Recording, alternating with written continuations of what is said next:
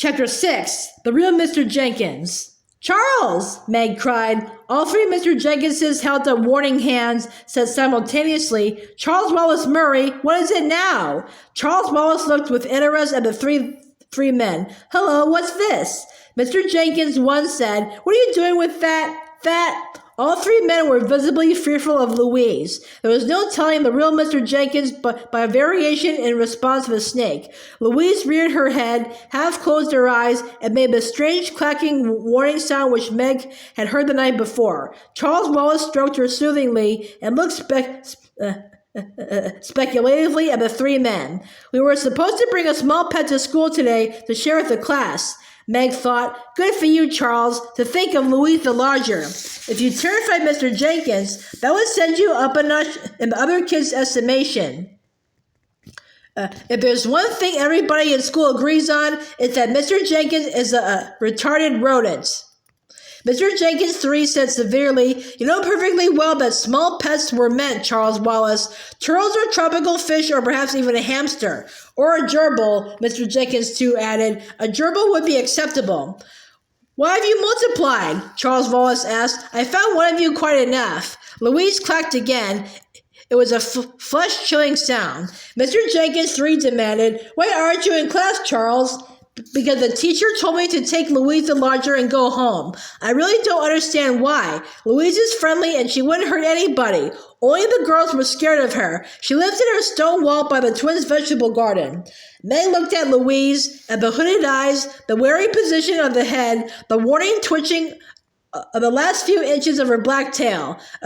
But Jenny had told them that Louise was a teacher. Louise herself had certainly shown in the past 24 hours that she was more than an ordinary garden snake. Louise did know, Meg was sure, the real Mr. Jenkins. Swallowing her own shyness of all snakes, she reached out towards Charles Wallace. "Let me have Louise for a little while, please, Charles." But Proginoskes spoke in her mind. "No, Meg, you have to do it yourself. You can't let Louise do it for you." All right, she accepted that, but perhaps Louise could still help. Charles Wallace regarded his sister thoughtfully. Then he held out the arm around which Louise's lower half was coiled. The snake slithered sinuously to Meg. Her body felt cold and tingled with electricity. Meg tried not to flinch. "Mr. Jenkins," Meg said, "each of you, one at a time. What are you going to do about Charles Wallace and Louise?" "Charles Wallace can't possibly walk home alone. It's too far." "What are you going to do about Charles Wallace and school in general?" Nobody volunteered an answer. All three folded their arms impassively across their chests. "Mr. Jenkins III," Meg said. "Are you naming me, Meg?" "That's right." I'm not naming anybody yet. I want to know what you're going to do." "I thought I had already told you. It's a situation which I shall have to guide carefully. It was foolish of Charles to bring a snake to school. Snakes are quite frightening to some people, you know." Louise hissed slowly. Mr. Jenkins III turned visibly paler. He said, "I shall have a long, quiet session with Charles Wallace's teacher. Then I will speak to each child in the first grade room separately. I shall see to it that each one has an understanding of the problem. If any of them group together and try bullying, I shall use strong disciplinary methods. The school has been run in far too lax and permissive a manner. From now on, I intend to hold the reins. And now, Charles Wallace, I shall drive you home. Your sister will bring your pet." Meg turned away from him. "Mr. Jenkins II?" Mr. Jenkins II detached himself by one pace from the other. "Force, that's what that impostor is advocating. Dictatorship. I will never put up with a dictatorship. But you should not have brought the snake to school, Charlie. You should have known better, but I think I understand. You thought it would enhance your social prestige and make you more of an equal in the eyes of your peers. There's where happiness lies, in success with your peer group. I want all my children to be like each other, so we must help you to be more normal, even if it means that you must go to school elsewhere for a while. I understand there's someone from another galaxy who is interested in helping you. Perhaps that's our answer for the time being." Meg turned to Mr. Jenkins 1. He gave a small, annoyed Mr. Jenkins shrug. I really do not foresee much change in my relationship with Charles Wallace in the future. Why interplanetary travel should be thought of as a solution to all Earth's problems, I do not understand. We have sent men to the moon and to Mars, and we are none the better for it. Why sending Charles Wallace a few billion light years across space should improve him any, I fail to see. Unless, of course, it helps his physical condition, about which nobody except myself appears concerned. He looked at his wristwatch. How much longer does this farce continue? Meg could feel sharp, painful little flickers as the cherubim thought at her. She did not want to listen. It's all wasted time, she cried. Why do we have to bother with all these Mr. Jenkinses? What can it possibly have to do with Charles? Louise the Larger's breath was cool and gentle against her ear. It does, the snake hissed. Proginoskes said, You don't need to know why. Just get on with it. Charles Wallace spoke wearily. Give me Louise, please, Meg. I want to go home. It's too far for you to walk. We'll take it slowly. Mr. Jenkins 3 said sharply, I have already said I will drive you home. You may take the snake as long as it stays in the back seat. Mr. Jenkins 1 and 2 said simultaneously, I will drive Charles Wallace and the snake. They shuddered slightly, not quite simultaneously, but in syncopation. Charles Wallace held out his arms and Louise slithered from Meg to the little boy. Let's go, he said to the three men, turned away from them and started to walk to where the faculty parked their cars, but Mr. Jenkins followed him, walking abreast, all with a stiff, ungainly gait which was distinctively and solely Mr. Jenkins. But who will he go with? Meg asked Proginoskes. The real one. But Ben, I think that when they turn the corner, there will be only one of them. It gives us a small respite at any rate. The cherubim materialized slowly, becoming at first a shimmer, then a transparent outline, but deepening in dimensions until he moved into complete visibility as the three Mr. Jenkinses disappeared. Don't waste time, he thought sharply at her. Think, what's the nicest thing you've ever heard about Mr. Jenkins? Nice? Nothing nice. Listen, maybe all of them are imposters. Maybe they won't come back. Again the sharp little pain. That's too easy.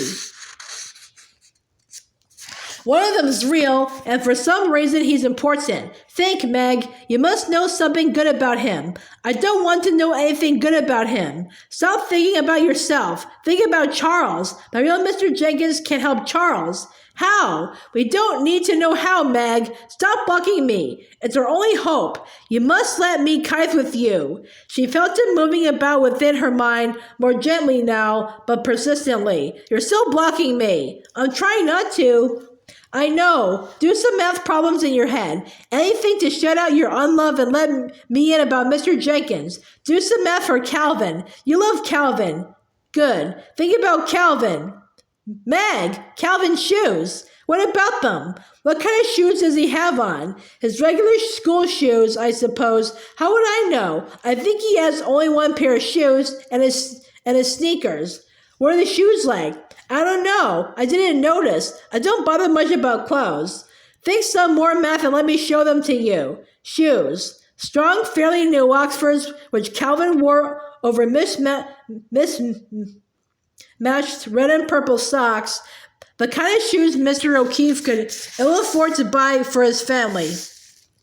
Meg saw the shoes vividly. The image was given to her by Proginoskes. She had been quite truthful when she told him that she didn't notice clothes. Nevertheless, her mind registered all that she saw, and it was there, stored, available to the kithing of the cherubim. She saw with a flash of intuition, but her kithing was like a small child's trying to pick out a melody on the piano with one finger, as against the harmony of a full orchestra, like the cherubic language. In her mind's ear came the echo of Calvin's voice, coming back to her from an afternoon when she had been sent, unfairly she thought, to Mr. Jenkins's office and been dealt with unfairly there. Calvin's voice, quiet, calming, infuriatingly reasonable. When I started 7th grade and went over to regional, my mother bought me bought me some shoes from a thrift shop. They cost her $1, which was more than she could spare, and they were women's Oxfords, the kind of black lace shoes old women wear, and at least 3 sizes too small for me. When I saw them, I cried, and then my mother cried, and my pop beat me, so he got a saw and hacked off the heels and cut the toes out so I could jam my feet in, and went to school. The kids knew me too well to make remarks in my presence, but I could guess what they were sniggering behind my back. After a few days, Mr. Jenkins called me into his office and said he'd noticed I'd outgrown my shoes, and he just happened to have an extra pair he thought would fit me. He'd gone to a lot of trouble to make them look used, as though he hadn't gone out and bought them for me. I make enough money in the summers now to buy me my own shoes, but I'll never forget that he gave me the first decent pair of shoes I ever had. Sure, I know all the bad things about him, and they're all true, and I've had my own run-ins with him, but on the whole, we get along, maybe because my parents don't make him feel inferior, and he knows he can do things for me, but they can't. Meg muttered.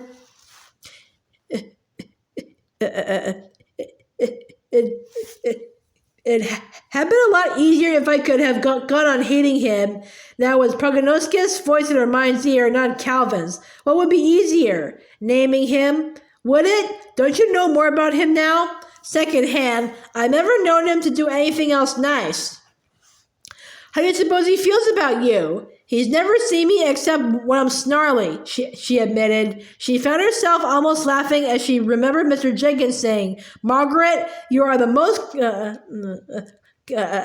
contumacious child it has ever been my misfortune to have in this office. And she had to go home and look up contumacious.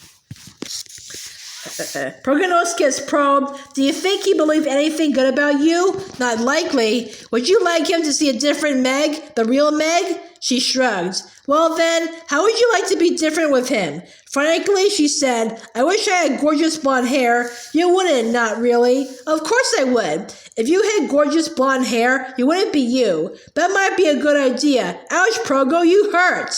This isn't any time for self-indulgence. When Mr. Jenkins is being nice, he's not being Mr. Jenkins. Being nice on Mr. Jenkins would be like blonde hair on me. Proginoskes sent ice-cold anger through her. Meg, there's no more time. They'll be back any moment now. Pain churned in her. Progo, if I don't name right, if I fail, what will you do? I told you, I had to choose. That's not telling me. I want to know which way you're going to choose. Proginoskes' feathers shivered as though a cold wind had blown through them. Meg, there isn't much time. They're on their way back. You have to name one of them. Give me a hint. This isn't a game. Mr. Jenkins was right. She shot him an anguished glance, and he lowered several sets of eyelashes in apology. Progo, even for Charles Wallace, how can I do the impossible? How can I love Mr. Jenkins? Proginoskes did not respond. There was no flame, no smoke, only a withdrawing of eyes behind wings. Progo, help me! How can I feel love for Mr. Jenkins? Immediately, he opened a large number of eyes very wide. What a strange idea. Love isn't feeling. If it were, I wouldn't be able to love. Cherubim don't have feelings. But, idiots, Proginoskes said, anxiously rather than crossly, love isn't how you feel. It's what you do. I never had a feeling in my life. As a matter of fact, I matter only with Earth people. Progo, you matter to me. Proginoskes puffed, enveloping pale blue clouds. That's not what I meant. I meant that cherubim only matter with Earth people. You call it materializing. Then, if you become visible only for us, why do you have to look so terrifying?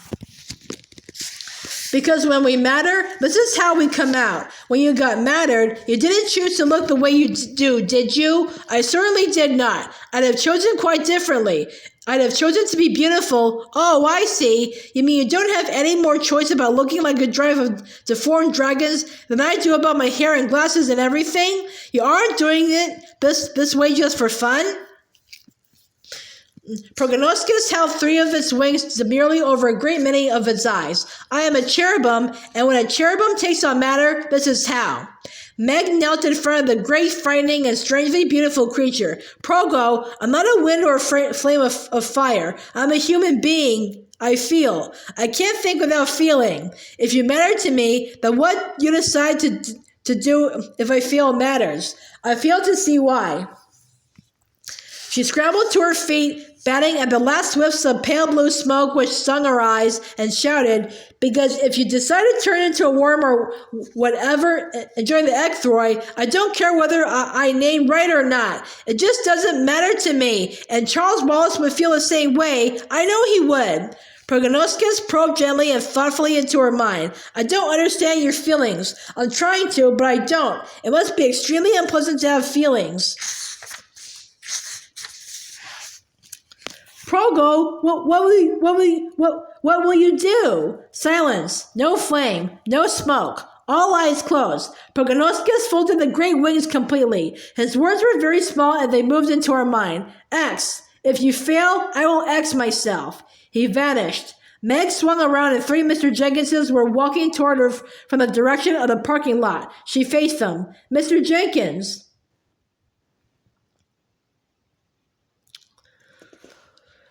Identical, hateful, simultaneous, they stepped toward her. Mr. Jenkins once sniffed, the end of his pink nose wriggling distastefully. I am back. I left Charles Wallace with your mother.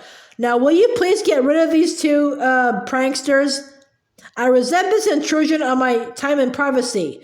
Mr. Jenkins, too, pointed at one accusingly. That impostor lost his temper and showed his true colors when your little brother brought a snake to school. The impostor forgot himself and called the child a delete, Mr. Jenkins 3 said sharply. He used words unsuitable for a child. Blip it. Mr. Jenkins 2 said, he doesn't love children. Mr. Jenkins 3 said, he can't control children. Mr. Jenkins 2 said, I will make Charles Wallace happy. Mr. Jenkins 3 said, I will make him successful. Mr. Jenkins 1 looked at his watch. Meg closed her eyes, and suddenly she did not feel. She had been pushed into a dimension beyond feeling. If such a thing is possible, and if Progo was right, it is possible. There was nothing but a cold awareness which had nothing to do with what she normally would have thought of as feeling. Her voice issued from her lips almost without volition, cold, calm, emotionless. Mr. Jenkins 3. He stepped forward, smiling triumphantly. No, you're not the real Mr. Jenkins. You're much too powerful. You'd never have to be taken away from a regional school you couldn't control and made principal of a great school you couldn't control either. She looked at Mr. Jenkins 1 and 2. Her hands were ice cold and she had the sensation in the pit of the stomach which precedes acute nausea, but she was unaware of this because she was still in the strange realm beyond feeling. Mr. Jenkins 2, he smiled. Again, she shook her head. I wasn't quite as sure about you at first, but wanting to make everybody happy and just like everybody else is just as bad as Mr. Jenkins 3 manipulating everybody. Bad as Mr. Jenkins is, he's the only one of the 3 of you who's human enough to make as many mistakes as he does, and that's you, Mr. Jenkins 1. Suddenly, she gave a startled laugh. And I do love you for it. But she burst into tears of nervousness and exhaustion. But she had no doubt that she was right. The air about the schoolyard was rent with a great howling and shrieking, and then a cold nothingness which could only be the presence of Echthroi. It was as though rib after rib were being slashed in the air, and then the edges were drawn together and healed. Silence and quiet, and a small, ordinary, everyday wind. Proginoskes materialized, delicately unfolding wing after wing to reveal his myriad various size. Mr. Jenkins 1, the real Mr. Jenkins, fainted.